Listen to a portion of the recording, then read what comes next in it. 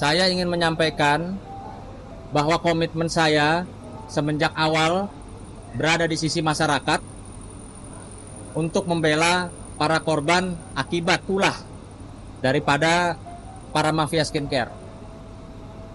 Itu tetap sama sampai dengan hari ini. Kenapa saya menyatakan mafia skincare?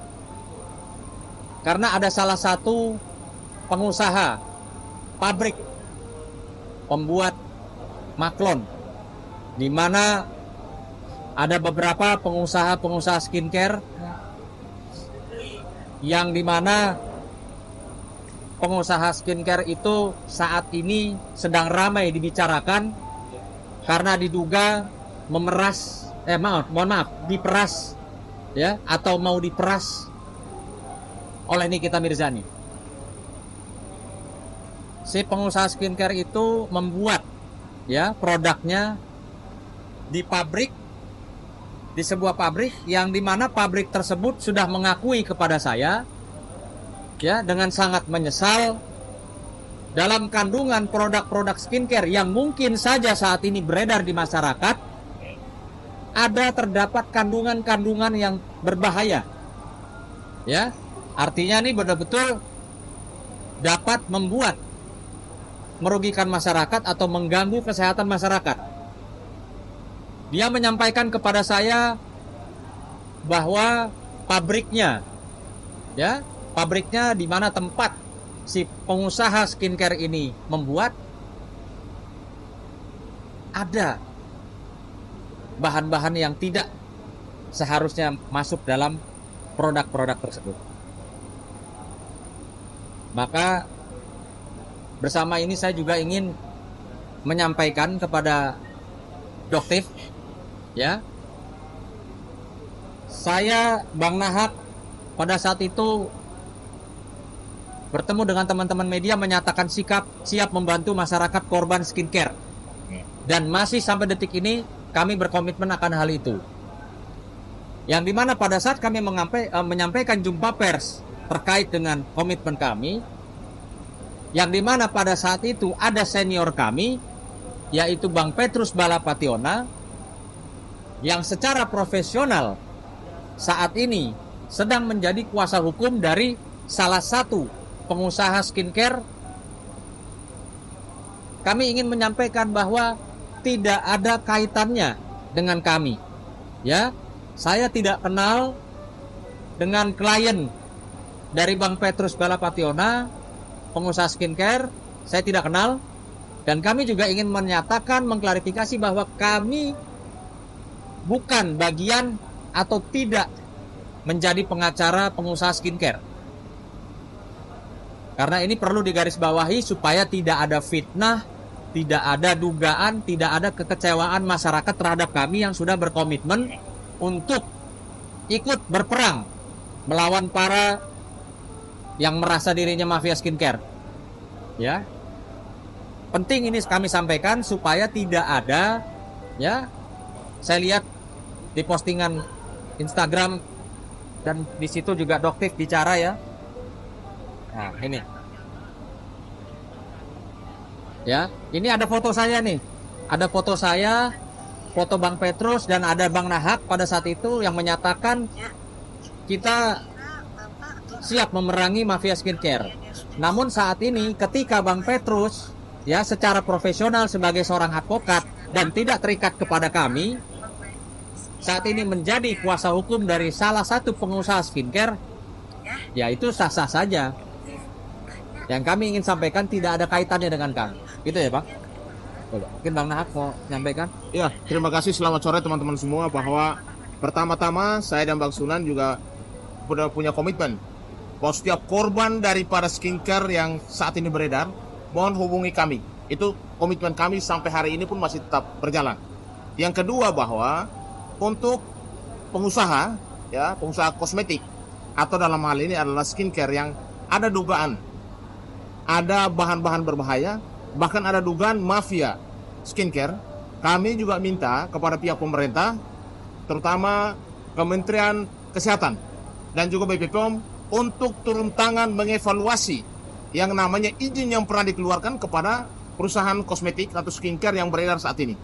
Kalau memang dia menyalahkan aturan atau bahan-bahannya membahayakan masyarakat, itu harus segera ditarik dan juga pemiliknya harus diberikan sanksi hukum pidana atau perdata. Karena skincare ini terus terang saja digunakan oleh khalayak masyarakat pada umumnya, walau menengah ke atas ataupun menengah ke bawah. Itu hampir sebagian besar menggunakannya.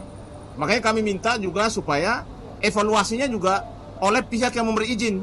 Dan juga kalau memang ada skincare yang beredar dan tidak berizin, agar juga segera dilakukan tindakan-tindakan evaluasi di lapangan. Karena ini kegaduhannya harus dihentikan. Dan dihentikan dengan cara apa? Dengan cara penegakan hukum. Supaya para skincare yang nakal ini ataupun mafia skincare ini harus juga mengikuti aturan-aturan hukum yang berlaku. Kalau tidak, ini akan menjadi bumerang sendiri. Kenapa? Karena semuanya beredar sudah ke masyarakat luas. Dan bagaimana cara mengendalikannya? Tidak mungkin perorangan juga melakukan investigasi. Karena negara hukum, siapapun yang mengeluarkan yang namanya izin, lembaga manapun, lembaga pemerintah, itu juga yang juga harus melakukan evaluasi dan menarik izin yang memang sudah dikeluarkan dan ternyata ada dugaan atau ditemukan oleh lab bahwa ada bahan-bahan yang memang berbahaya dan itu bisa merugikan masyarakat pada umumnya. Bukan cuma ditemukan, tapi sudah ada pengakuan dari owner pabrik, pengakuan kepada saya bahwa dia memasukkan bahan-bahan yang bisa dikatakan berbahaya. Ya, ini ada pengakuan. Oke. Dan dia di situ juga menyampaikan akibat dari ini semua, ya, pabriknya dicabut izinnya. Artinya ini nggak main-main. Pabriknya dia sampai dicabut izinnya karena ada bahan-bahan berbahaya yang diduga masuk ke dalam produk yang sekarang di tangan para pengusaha skincare yang juga mungkin sudah dijual pada masyarakat. Ya. Kenapa saya menyatakan demikian juga? Karena si pengusaha skincare ini, ya, yang lagi rame, dia merasa dirinya mau diperas oleh Nikita Mirzani. Ya, merasa dirinya mau diperas oleh Nikita Mirzani, si pengusaha ini. Nah, pengusaha ini ngambil barangnya dari pabrik yang berkomunikasi dengan saya, yang curhat sama saya bahwa barangnya itu mengandung bahan berbahaya dan karena itulah izinnya dicabut. Nah, artinya kalau kita kembali, seorang atau para pengusaha skincare, kenapa kalian mesti takut barangnya direview oleh siapapun lah, mau sama Nikita, mau sama Doktif, mau sama Bang Nahak mungkin. Kenapa mesti takut kalau memang tidak ada kandungan barang-barang berbahaya? Kenapa mesti mengeluarkan duit miliaran? Coba, saya rasa masyarakat udah pintar lah. Orang mau mengeluarkan duit miliaran itu ada apa? Gitu loh. Nah, kalau yang berkaitan dengan pabrik, ya, pabrik yang dicabut izinnya, yang dimana ownernya berbicara dengan saya, si pengusaha ini, ya, merasa mau diperas oleh Nikita Mirzani dengan jumlah 15 miliar. Gitu loh. Karena penghasilannya diduga sebulan, ini kita ngomong sebulan ya. Sebulan itu 40 sampai dengan 60 miliar. Wow. Bisa nggak kalian bayangkan berapa banyak skincare yang beredar di Indonesia sehingga menghasilkan duit puluhan miliar, yang dimana itu mengandung bahan-bahan berbahaya, sehingga si pemilik pabrik izinnya dicabut. Jadi tolong deh, ya, seperti kata Bang Nahak, mohon pemerintah harus turun, ya, BPOM khususnya atau di pihak kepolisian kriminal khusus turun. Tidak, kasihan masyarakat. Ini jelas-jelas sudah ada pengakuan kok dari pemilik pabrik bahwa produk yang dijual atau yang dipesan oleh si pengusaha yang diedar luaskan seluruh Indonesia mengandung bahan berbahaya. Kok Bang Sunan tahu? Saya tahu. Kenapa? Pemilik pabrik bicara sama saya. Gitu loh, ya. Jadi sekali lagi saya sampaikan bahwa saya ini tidak akan berdiri di sisi pengusaha skincare atau mafia skincare. Gitu loh. Makanya perlu saya klarifikasi. Doktif juga ya, jangan salah paham sama saya. Memang betul Bang Petrus Balapationa, senior kami, advokat, pada saat itu preskon bersama kami bertiga. Namun demikian, kalau saat ini Bang Petrus menjalankan profesinya berdasarkan undang-undang advokat sebagai kuasa hukum yang mendampingi pengusaha skincare, itu nggak ada masalah dan tidak terkait dengan kami gitu loh. Kami tetap pada komitmen. Kami tidak akan bela pengusaha atau apapun itu yang dibilang mafia skincare. Gitu teman-teman. Oke, Kang, artinya Abang sekarang di posisi orang-orang yang menjadi korban skincare Bang, untuk membela kaum wanita yang jadi korban. Iya, logikanya gini lah ya. Saya ditawarin duit nih, Bang, mau nggak jadi pengacara mafia skincare sekian puluh miliar atau 5M lah katakan. Ya, di satu sisi ini masyarakat yang dirugikan. Dapat saya pastikan saya akan berada di masyarakat. Karena saya nggak perlu uang 5 miliar saya ambil ya dari mafia skincare, lalu saya disumpahin sama mungkin ratusan ribu masyarakat yang mukanya rusak atau kulitnya jadi sakit. Ya, lebih baik saya bela mereka, mereka doain saya dapat rezeki. Itu prinsip saya dan harga mati itu. Lebih baik saya bela masyarakat yang menjadi korban, saya didoain sama mereka, mereka nggak perlu bayar saya. Ya, saya didoain aja cukup sama mereka, saya bisa dapat duit mungkin lebih dari apa yang ditawarkan oleh para mafia skincare. Gitu. Langkah apa Bang yang akan Abang tempuh?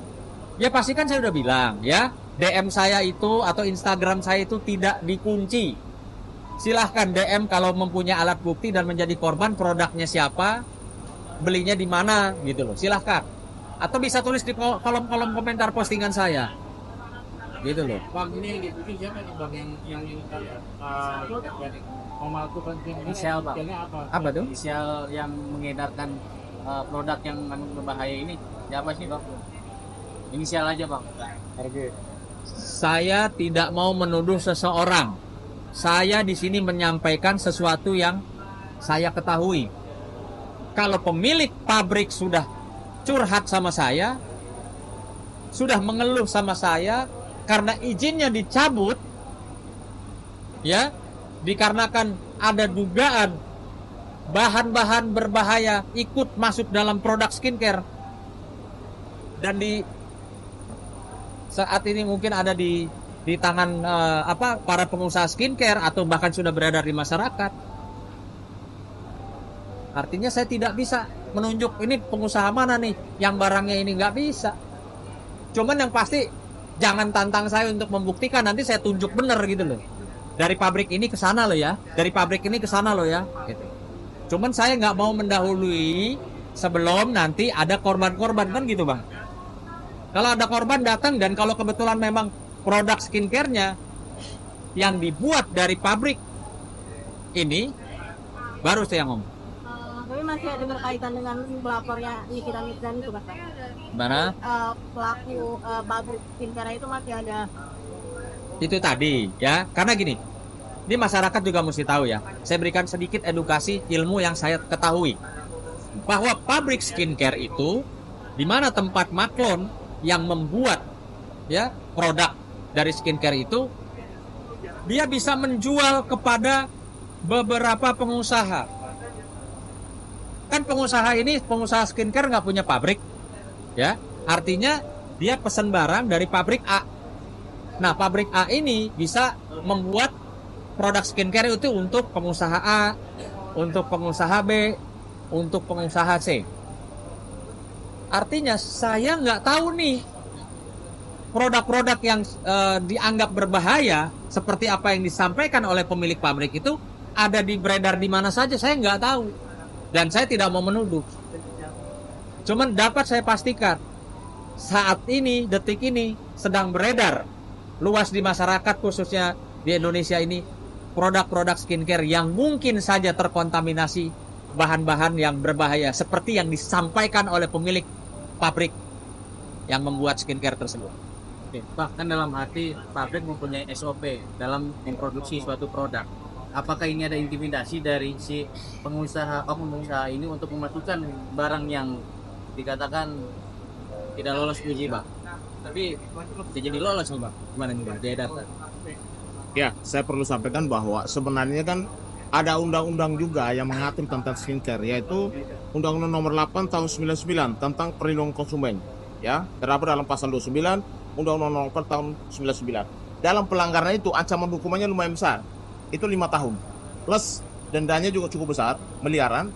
Sehingga kalau dalam hal ini ada pabrik skincare yang ditutup, lalu produknya beredar di luas di masyarakat, makanya saya kembali lagi, kalau itu terjadi, BPOM dari cyber, kepolisian maupun dari Kementerian Kesehatan harus turun untuk melakukan review ya terhadap seluruh pengusaha skincare. Supaya apa? Supaya apakah pabrik si A ini apakah juga digunakan oleh pengusaha-pengusaha yang ada sekarang ini? Karena ini sangat berbahaya kepada masyarakat. Apalagi sudah beredar luas dan penggunanya kan bukan 1-2 orang, tapi ratusan ribu orang. Makanya kami juga saat ini tetap berkomitmen bahwa kalau ada masyarakat yang memang saat ini menjadi korban daripada produk-produk yang dianggap berbahaya dan merusak kulit atau wajahnya, kami siap untuk mendampingi agar mendapatkan hak-haknya sebagai korban. Karena kalau tidak, ini diantisipasi atau pemerintah tidak mengambil sikap, saya yakin sekali bahwa akan banyak korban yang nanti akan terdampak dengan urusan skincare tersebut.